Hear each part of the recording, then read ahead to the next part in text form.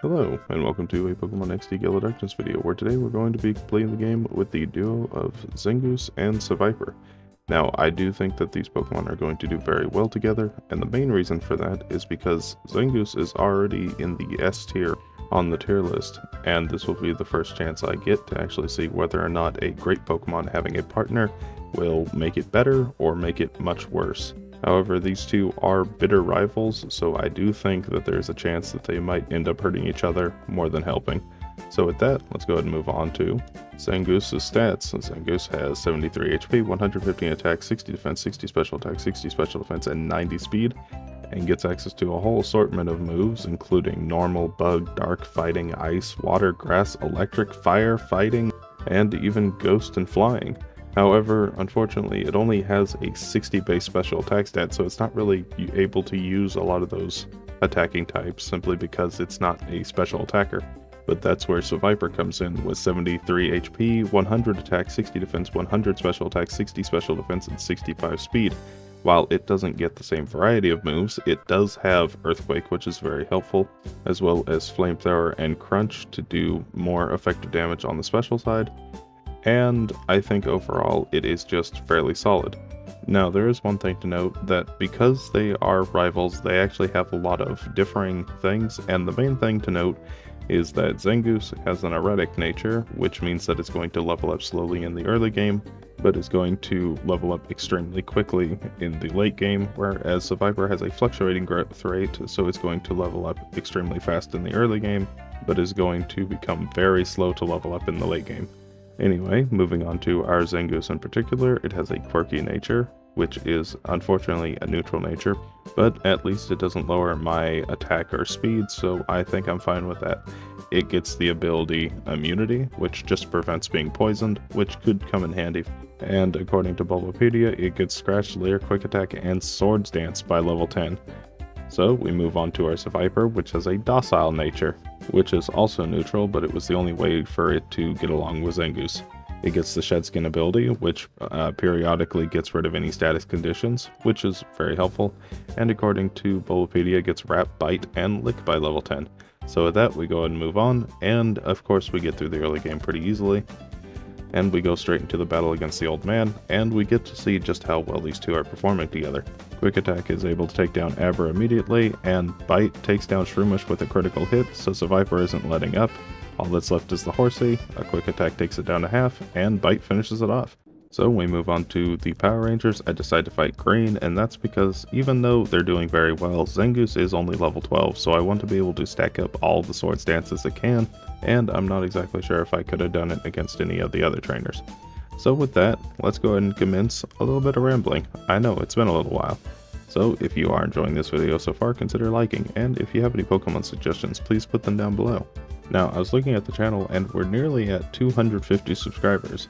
That's 250 people who have subscribed to this channel, so honestly, thank you so much, and thanks for sticking around. Anyway, now that we're at +6, we can go ahead and start demolishing Green's team. Shroomish goes down, Pinecoat comes out, I go for Quick Attack into Lotad, taking it out immediately. Then out comes his level 17 Shadow Seedot, and it turns out to be a little stronger than I thought because it actually survives the Quick Attack, but Bite does finish it off and we beat Green. At level 16, Seviper gets Poison Tail, and at level 13, Zangoose gets Fury Cutter. Now, Fury Cutter's not that great of a move, but at least it can hit ghost types. And at level 19, Seviper gets Screech, which I teach over Wrap. I go ahead and pick up the Carvanha here because it's holding the Black Glasses item to raise the power of Bite. And then I go into the battle against Lavernos. She leads with the Love Disc and a Beautifly. And the first thing I need to do is start setting up Swords Dances. Because I'm only level 17, I'm not going to be able to one-shot or maybe even two-shot some of our Pokemon, so setting up a Swords Dance or two will guarantee either a one or two shot. Anyway, the Beautifly goes down to a couple bites from Seviper. Then I go for Quick Attack into Roselia, which takes it down in a single hit because it is quite frail physically. And then out comes her final Pokemon, which is a Shadow Delcatty, and because it's really tanky, I wanted to guarantee that I could take it down in a single hit. And luckily, Poison Tail takes it down far enough to where it can. Zangoose unfortunately goes down, but 1v1 with Love Disc, Seviper definitely wins. So another Poison Tail hits, and Laverna is beaten. Now, of course, you can't have a Pokemon XD Gala Darkness video without the obligatory Mirror B. Well, hello there, Mirror B. How are you on this fine day? Well, it's always good to see you. Anyway, at level 19, Zangoose gets Slash, which I teach over Scratch, and Seviper gets Glare at level 25, which I teach over Screech. And soon after I get Crunch, which I teach over Glare. Then we go on to the Real Game Tower, where I pick up my two favorite TMs, Hidden Power and Protect. And I'm going to teach Hidden Power right away, because honestly, these two are struggling a little bit in the type diversity department. So Zangoose gets Hidden Power Flying, which is pretty decent, I'd say. It hits the fighting types it's weak to, and Seviper got Hidden Power Dark, which isn't great because now it has 3 dark moves, but we move on and we find another Seviper. Goodbye, other Seviper, and I catch this Swinub because it's holding the Never Melt Ice item to raise Ice type damage by 10%, and I run into yet another Seviper. Hello, and goodbye. Anyway, I move on to the battle against Natalie. He leads with a Quagsire and a Lantern. I go for Slash and Crunch into Quagsire to try to take it down immediately, but unfortunately it lives with just a Sliver, so it's able to get off a Rock Tomb, lowering Seviper's speed. Go for Quick Attack to finish it off, and then out comes Lunatone, his Shadow Pokemon. Now, it's always a bit threatening because on the first turn it will set up Shadow Sky if it's not taken down immediately, and unfortunately Crunch doesn't quite finish the job. Go for Slash, which also doesn't do it, so it's able to set up Shadow Sky. And Crunch does finish it off, then out comes his Cast Form, but unfortunately the Shadow Sky has already begun, and so the onslaught of Fruity Pebbles begins. I go for another Slash, taking Lantern down to half, and Weather Ball hits taking Zangoose below half, and Shockwave takes me down to 8 HP. Lantern isn't taken down by another Crunch, but is left low enough for the Fruity Pebbles to finish the job. Unfortunately, both Seviper and Zangoose are very low.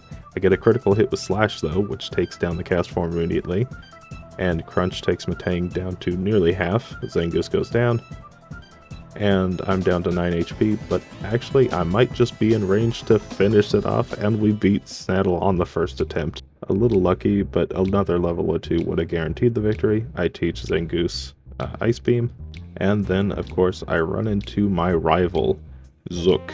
Of course he has the Shadow Zangoose, which obviously means that he is cooler than I am. However, he doesn't just have that, he also is trying to combine the power of Seviper and Zangoose. So I went ahead and set it up to where both are out together to make it more cinematic, but unfortunately, he definitely has the better pairing at the moment, and I am taken down fairly quickly. So unfortunately, I lose, but at level 34, Seviper gets Poison Fang. Now the thing about Poison Fang and Poison Tail is that they share the same power, with the only difference being is that Poison Tail has a 30% crit chance, plus a 10% chance to poison, whereas Poison Fang has a 30% to badly poison. Now, I think between the two, because doubles is quite a bit faster than singles, I do think that having the crit chance is probably better than the badly poisoned status effect, so I decided to keep Poison Tail and move on to Gonzap.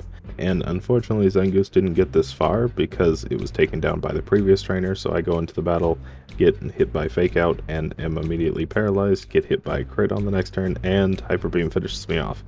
Okay, well I go ahead and teach Protect over Hidden Power because I don't need another dark move, and let's give it an actual attempt. Now unfortunately I do think that this is going to come down to a little bit of luck, and luckily I get it on the second attempt. So I'm able to get off a Swords Dance right away. I go for Poison Tail into the Electrode and Slash, which Slash actually takes it down in a single hit with a crit. Poison Tail hits Nuzleaf, taking it down in a single hit, then out comes Whiscash and the Vileplume. At +2, Slash is able to take down Vileplume in a single hit, then out comes his final Pokemon, which is Skarmory. I go for Bite, not really doing that much to Whiscash, but all I was really hoping for was a flinch, which I unfortunately didn't get.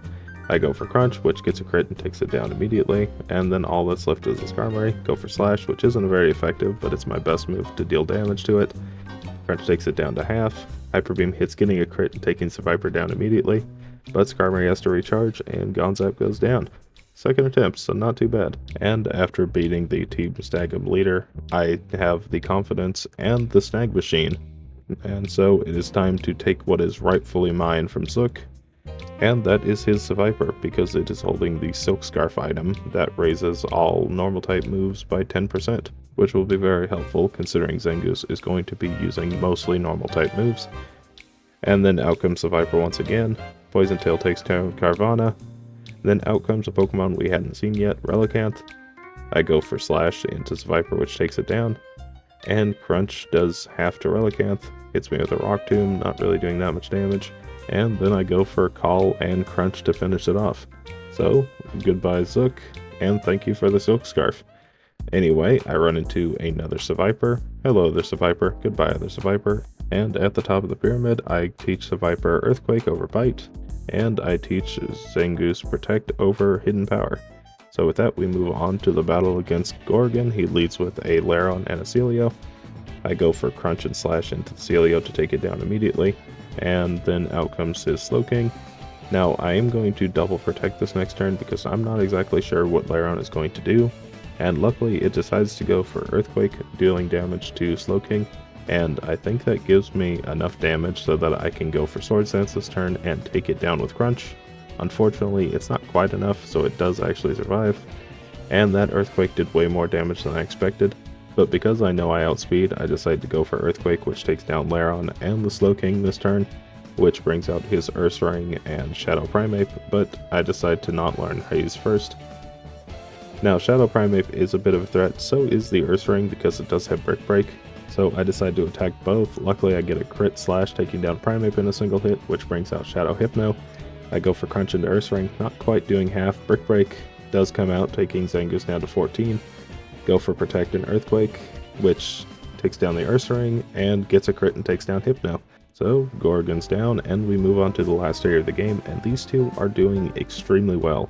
So well, in fact, they might end up in the SS tier if they can keep the momentum going. So with that, we move on to Lavrina, who leads with a Gardevoir and a Gorbis.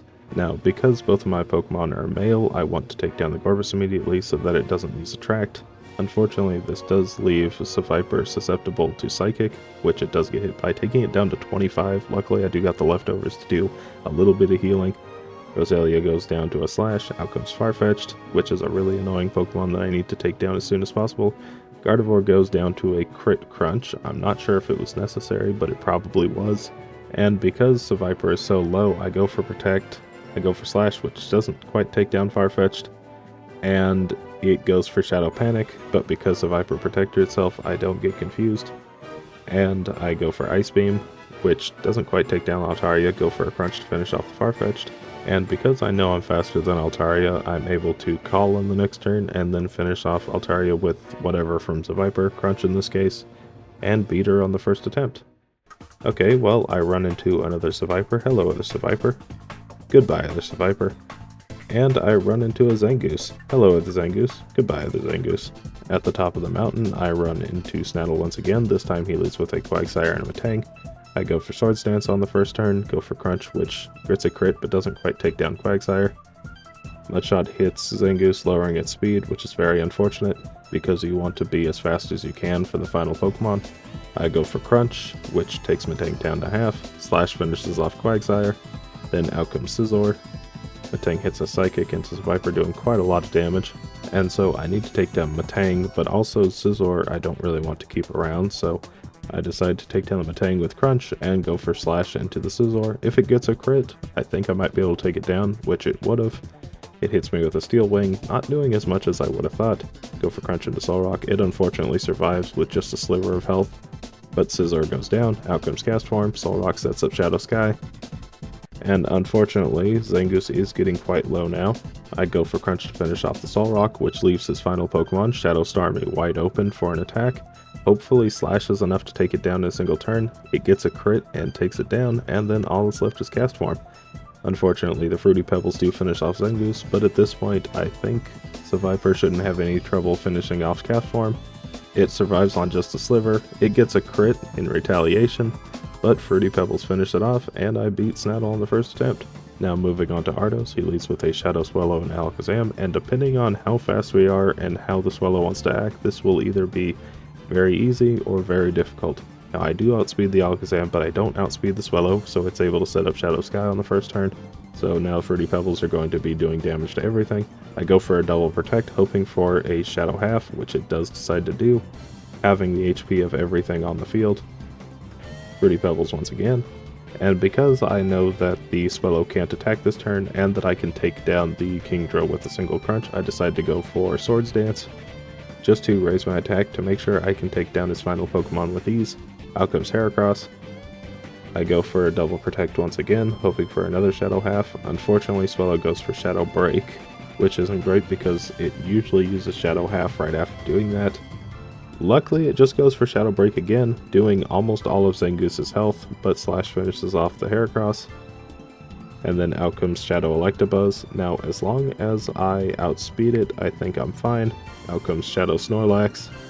And Fruity Pebbles fade away. I go for Protect and Earthquake, and that's because if Electabuzz decided to use Shadow Storm, having it hit multiple targets cuts down its damage by quite a lot.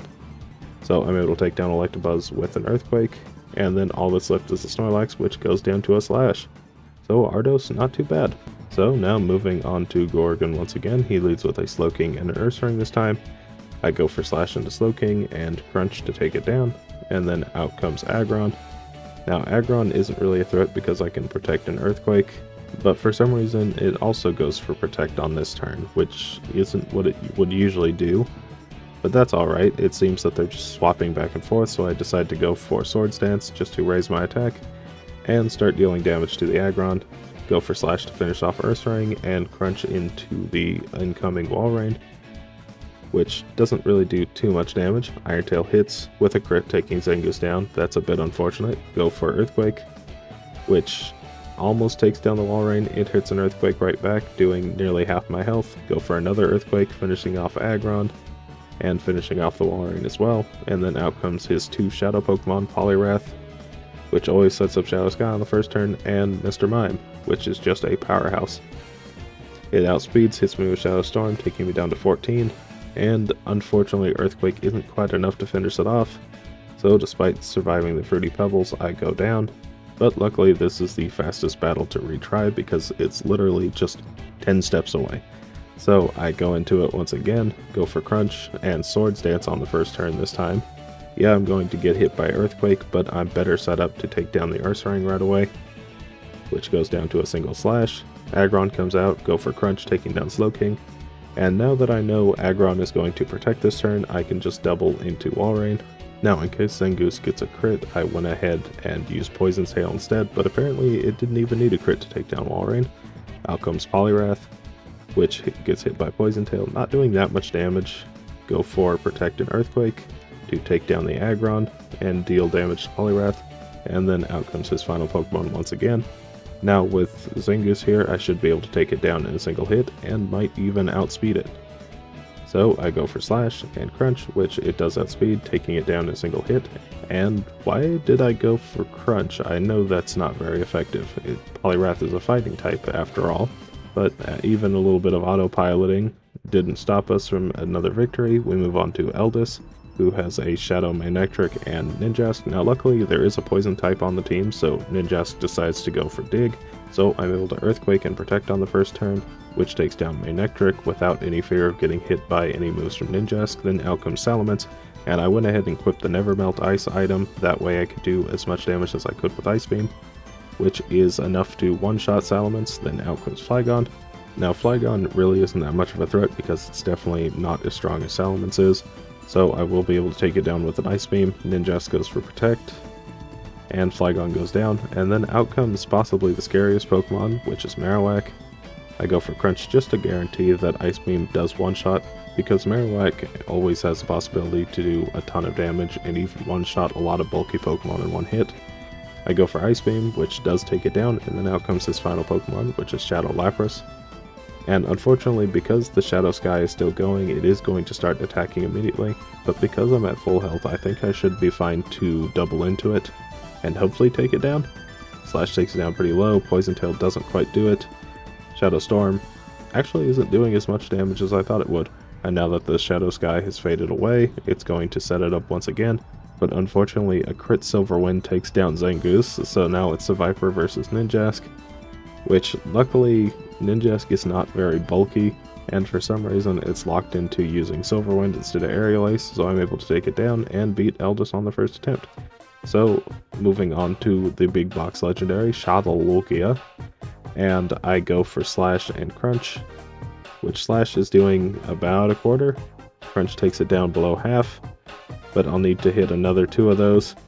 Slash takes it down to red, Shadow Storm hits, and isn't quite enough to finish off Zangoose, so I'm able to get into the battle against Greevil. He leads with a Rhydon and Moltres, and I go for Slash, which doesn't quite do half to Moltres, and it takes me down immediately. Okay, well this could definitely take a few attempts, so I decide to do just a little bit of training to get up to the next level, and then I go into the battle for the second attempt, now with both Pokemon. Go for Swords Dance and Crunch. Luckily Rhydon misses a Shadow End, go for Protect and Earthquake to take down Rhydon, and it only does half. Another Shadow End, but luckily it went into the Protect. Go for Slash to finish off the Moltres, which then brings out the Executor. And then I go for Crunch to finish off Rhydon, which brings out Tauros, which lowers our attack, which is why I went for a Swords Dance right off the bat in order to stay at +1, but I decide to be greedy and go for another one. Go for Bite, not enough to finish off Executor, it misses another Shadow End. And at this point, I'm not exactly sure what to do. Tauros is going to be setting up Shadow Sky and Shadow Hold, which gives me a couple turns, but Executor hasn't really been hitting. But I decide I'd rather not risk the luck, so I decide to get rid of Executor. It goes for Shadow Hold, but because Seviper protected, it's going to have to do it again, because it wants to make sure it holds both of us. Now at +3, I decide to go for Slash and Articuno, which does take it down in a single hit, which brings out Zapdos, and Tauros uses its second Shadow Hold, and I go for Crunch into Tauros, which takes it down below half.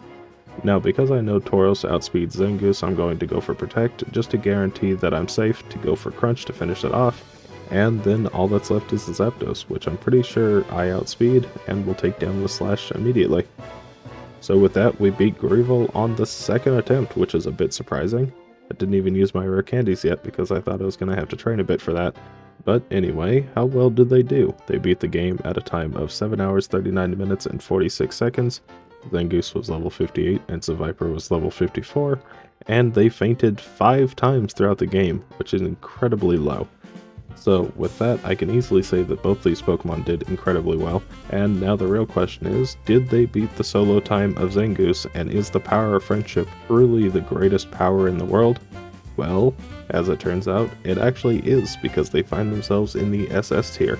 Now, they are about 9 minutes slower than Solrock, however, they also fainted way less than Solrock did, so it was a bit contentious of whether or not I should put them above or below, because honestly this should be more of a list of how well they do in the game and not so much their speed. But also, when we're talking the SS tier, I think every minute counts, so even though I think they could be interchangeable, I'm going to say Solrock is slightly better. But were there any actual difficulties throughout the game with these two? Because Solrock did struggle against Snattle quite a lot. But Zangoose and Seviper don't really have that problem. They don't struggle against any bosses in particular. They don't struggle against any random trainer that I had to fight. And I think a lot of that has to do with Swords Dance just being the best way to bail out of any situation. Just getting 1-up is enough to usually turn the tides of battle to a victory. But of course that couldn't have been done without Seviper causing flinches with Bite, dealing damage and taking down crucial enemies, and just being solid on both the physical and special side. So it's just a perfect combination. So with that, if you did enjoy this video, consider liking and subscribing. If you have any Pokemon suggestions, please put them down below. Thanks so much for watching, and bye!